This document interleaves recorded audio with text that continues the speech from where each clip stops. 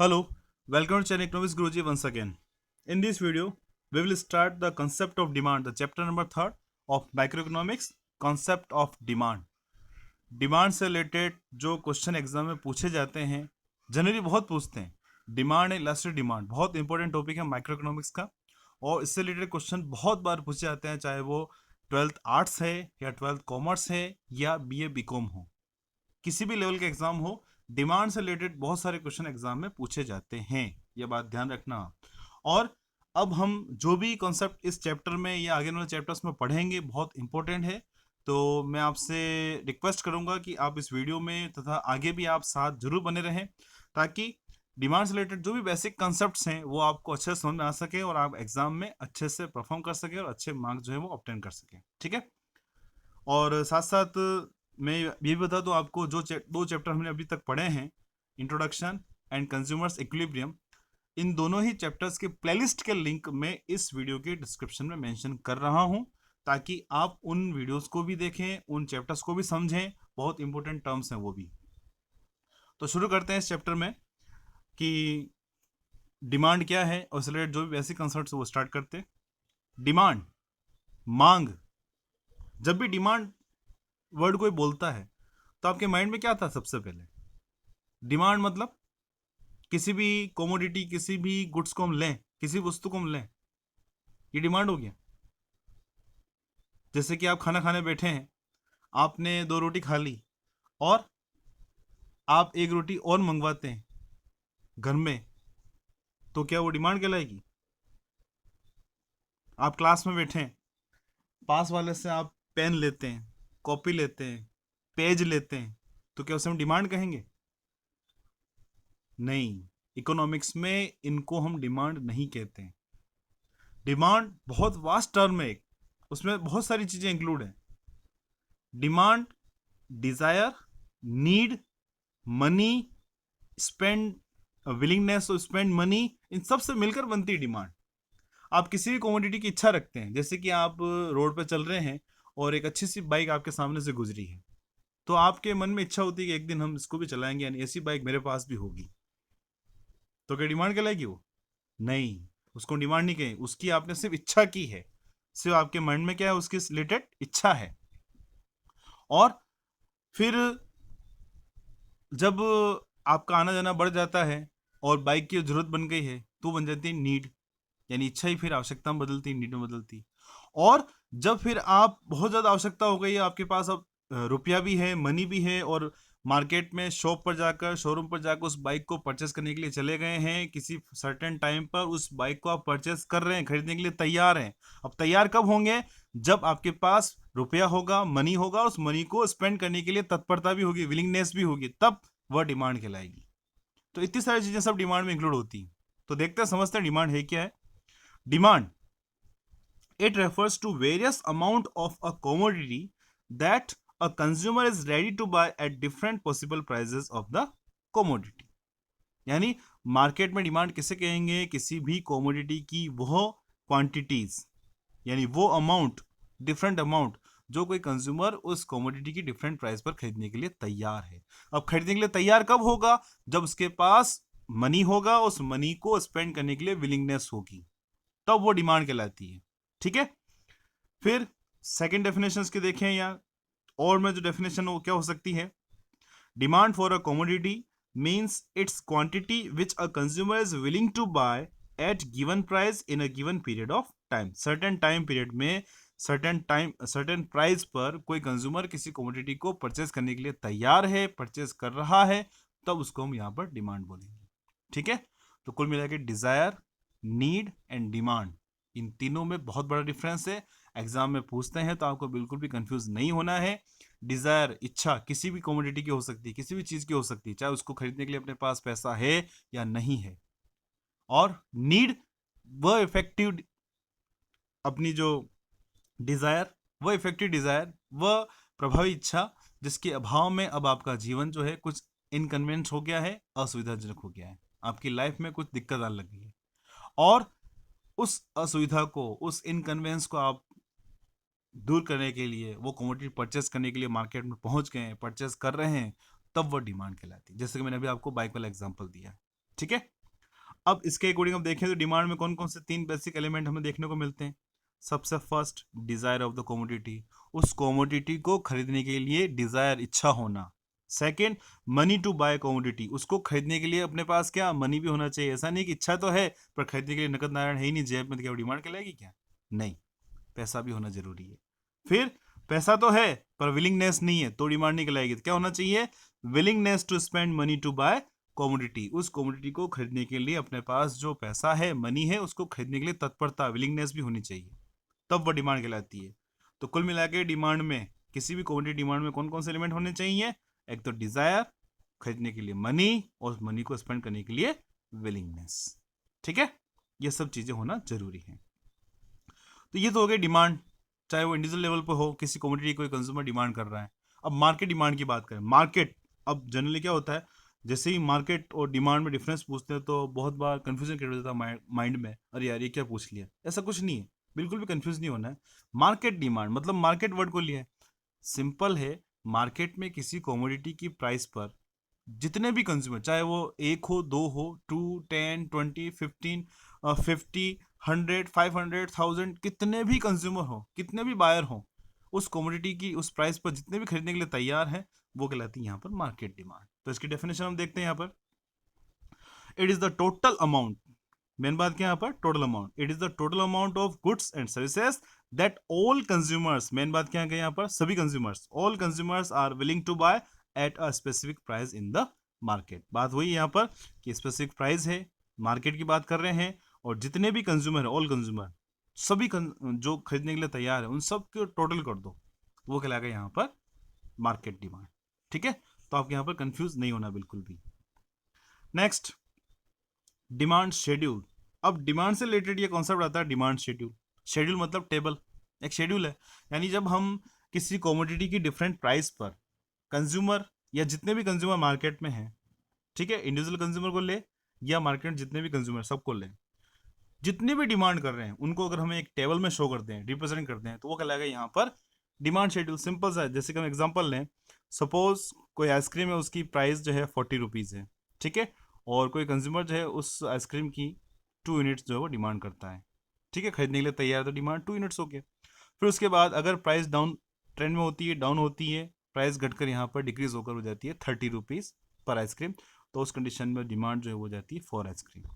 तो हमने क्या किया यहाँ पर, किसी कॉमोडिटी यानी आइसक्रीम की अलग अलग प्राइस पर, ठीक है, अलग अलग प्राइस पर हमने उसकी डिफरेंट क्वांटिटीज़ को यहाँ पर रिप्रेजेंट कर दिया टेबल में, तो वो कहलाएगा यहाँ पर डिमांड शेड्यूल। सिंपल सी बात है, तो इसको हम यहाँ पर डिमांड शेड्यूल कहते हैं। देखना आपके सामने है, it is a table which shows quantity of a commodity demanded at different price level. ठीक है, डिफरेंट प्राइस लेवल पर जितनी भी क्वांटिटी डिमांड की जा रही है उसको टेबल में रिप्रेजेंट कर देते हैं, तो वो कहलाएगा यहाँ पर डिमांड शेड्यूल। अब बात आती है, डिमांड को हमने 2 पार्ट में क्लासीफाई किया है, क्या ना अभी, अगर इंडिविजुअल लेवल की है, कोई एक कंज्यूमर कर रहा है, तो वो हम क्या करेंगे कि एक प्राइस पर एक कंज्यूमर जो भी डिमांड कर रहा है उसको रिप्रेजेंट कर देंगे। और अभी देखा था मार्केट डिमांड, देखा ना अभी मार्केट डिमांड, यानी किसी कमोडिटी की प्राइस पर जितने भी कंज्यूमर मार्केट में है, 100 कंज्यूमर है, 100 कंज्यूमर मिलकर, 100 कंज्यूमर मिलकर जितनी भी डिमांड कर रहे हैं मार्केट में, उन सबको अगर हमने एक साथ रिप्रेजेंट कर दिया टोटल करके, तो कहलाएगा मार्केट डिमांड। तो अगर हमने इंडिविजुअल लेवल की डिमांड को रिप्रेजेंट किया तो वो कहलाएगा इंडिविजुअल डिमांड शेड्यूल, और मार्केट में किसी कमोडिटी की डिफरेंट प्राइस पर जितने भी कंज्यूमर्स हैं उन सब की डिमांड को टोटल करके हमने रिप्रेजेंट कर दिया, तो वो कहलाएगा यहाँ पर मार्केट डिमांड शेड्यूल। ठीक है, तो 2 पार्ट में इसको डिवाइड किया है, इंडिविजुअल शेड्यूल और individual demand schedule, market schedule और मार्केट डिमांड शेड्यूल। बढ़ते हैं आगे, अब इसको इंडिविजुअल लेकर हम समझेंगे अलग अलग दोनों क्या हैं। देखना आप यहाँ पर सबसे मेन बात क्या, for latest update of the videos then subscribe the channel. अगर आप इस चैनल से रिलेटेड जो भी नए नए वीडियोस चाहते हैं, आपको लग रहा है कि चैनल बहुत काम का है, इंपॉर्टेंट है, तो इस चैनल को सब्सक्राइब जरूर करें, बेल आइकन को प्रेस करें ताकि आने वाले वीडियोस की नोटिफिकेशन आपको मिलते रहे। और अगर आपको वीडियो अच्छा लग रहा है तो उसको लाइक करना ना भूलें, ठीक है, और मैक्सिमम अपने फ्रेंड्स में इसको शेयर करें ताकि आपके साथ साथ अपने फ्रेंड सर्कल में उनको बहुत बेनिफिट जो मिल सके। और हाँ, इससे रिलेटेड जो भी कमेंट आपके माइंड में आता है तो कमेंट बॉक्स में कमेंट जरूर करें, ठीक है, I will wait. Individual demand schedule, अब हम इंडिविजुअल डिमांड शेड्यूल क्या उसको समझते हैं यहाँ पर। It is a table showing various quantity of a commodity which a consumer is ready to buy at different possible prices of the commodity at a point of time. Simple सी बात है कि जब मार्केट में specific time पर अलग अलग price पर, देखना अलग अलग प्राइस हैं, उस अलग अलग प्राइस पर कोई कंज्यूमर जितनी भी डिमांड कर रहा है उसको अगर हमने टेबल में रिप्रेजेंट कर दिया तो वो कहलाएगा यहाँ पर इंडिविजुअल डिमांड शेड्यूल, ठीक है, और इंडिविजुअल डिमांड टेबल। तो कंफ्यूज होने की बात नहीं, यहाँ पर बिल्कुल भी कंफ्यूज नहीं होना है। एग्जाम अगर आपको पूछते हैं कि what do you mean by individual demand schedule, explain with an example, तो आपको इंडिविजुअल डिमांड शेड्यूल की डेफिनेशन लिख देनी है और उसके बाद कोई भी एग्जांपल लेके आप उसको रिप्रेजेंट कर सकते हैं। हाँ, ये ध्यान रखना, इनवर्स रिलेशनशिप रिप्रेजेंट करना है।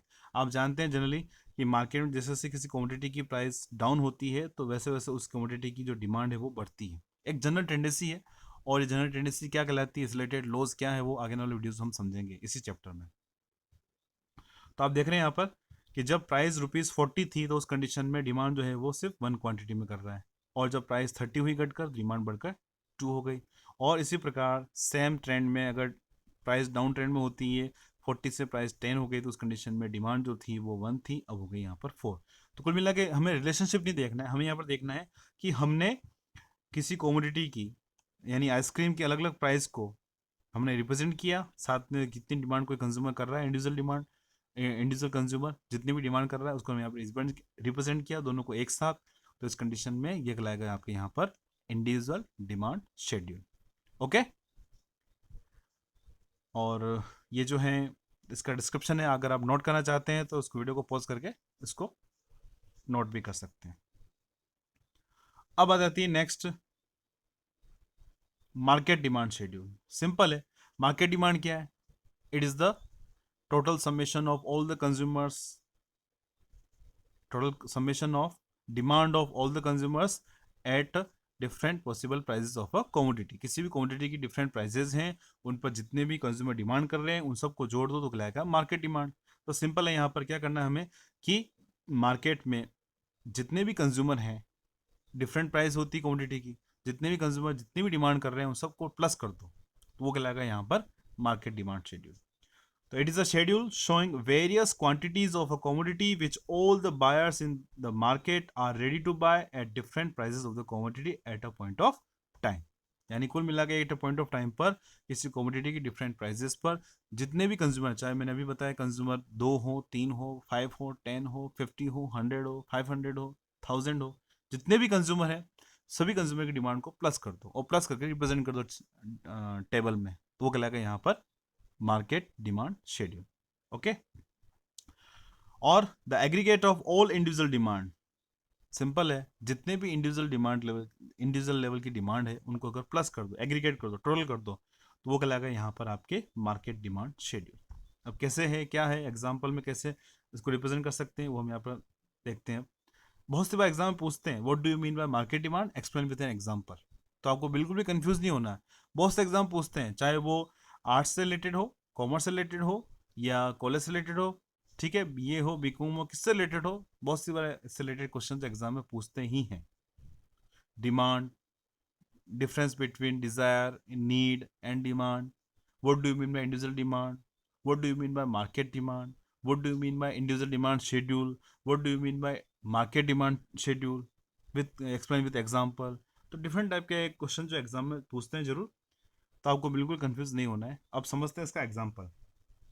हमने यहाँ पर 2 कंज्यूमर लिए, ठीक है, they are 2 consumers of a commodity, consumer A and consumer B. First of all, when price of ice cream is ₹40, then consumer A demands only 1 ice cream, consumer B demands 2 ice cream. अब इन दोनों को अगर हम प्लस कर देंगे तो क्या हो जाएगा, दोनों को प्लस करना है, मार्केट में डिमांड को हमने क्या माना है, सिर्फ देर आर 2 कंज्यूमर्स, 2 कंज्यूमर हैं, तो जाहिर है कि जब प्राइस ₹40 है तो उस कंडीशन में मार्केट डिमांड कितनी हो जाएगी, 3। क्यों, क्योंकि हमने क्या किया यहाँ पर कंज्यूमर ए और कंज्यूमर बी इन दोनों की डिमांड को प्लस कर दिया, तो ये हमें अब मिल गया यहाँ पर मार्केट डिमांड। सिंपल है, कितना हार्ड समझ रहे थे, बिल्कुल सिंपल है, कोई दिक्कत वाली बात नहीं है। सेम एज इट इज, जब प्राइस डाउन ट्रेंड में आती है, देख रहे हैं आप प्राइस यहाँ पर अगर 10 हो गई है तो उस कंडीशन में जो कंज्यूमर ए है वो कर रहा है 4, कंज्यूमर बी डिमांड कर रहा है 5 यूनिट्स, इस कंडीशन में टोटल आइसक्रीम की डिमांड हो जाएगी यहाँ पर 9, और यहाँ पर कहलाएगी मार्केट डिमांड इज 9। ठीक है, तो इस प्रकार से हमने उसको यहाँ पर सबको ऐड किया, एड ऑन किया। यहाँ पर 1 + 2 = 3, 2 + 3 = 5, 3 + 4 = 7, 4 + 5 = 9। तो ये हो गया, आप क्या हुआ यहाँ पर कि हमने किसी कमोडिटी की डिफरेंट प्राइस पर टोटल डिमांड को रिप्रेजेंट करिए, यानी मार्केट में जितने भी कंज्यूमर है उन सभी कंज्यूमर की डिमांड को प्लस करके यहाँ पर रिप्रेजेंट कर दिया। तो ये कहलाएगा आपके यहाँ पर मार्केट डिमांड शेड्यूल। ओके, तो बिल्कुल भी कंफ्यूज नहीं होना है, बहुत सिंपल टॉपिक है। आगे आने वाले वीडियोस में हम डिमांड कर्व क्या है, individual demand curve, market demand curve, कैसे इसको फॉर्म करते हैं, क्या इसका डिस्क्रिप्शन है, वो सब हम डिटेल में देखेंगे। और हाँ, अगर आप चाहते हैं कि इसका डिस्क्रिप्शन आप नोट करना चाहते हैं, इस वीडियो को पॉज करके डिस्क्रिप्शन आप जो है वो नोट कर सकते हैं। जैसे मैंने आपको समझाने कोई दिक्कत वाली बात नहीं है। एग्जाम अगर आपको पूछते हैं तो बिल्कुल सिंपल वैसा आपको बताना है, कोई दिक्कत नहीं, बिल्कुल भी कंफ्यूज नहीं होना है, बिल्कुल भी नहीं घबराना है। ओके, तो इस वीडियो में इतना ही, मिलते हैं नेक्स्ट वीडियो में। ठीक है, thank you, thanks for watching. नमस्ते गुरुजी, बाय बाय।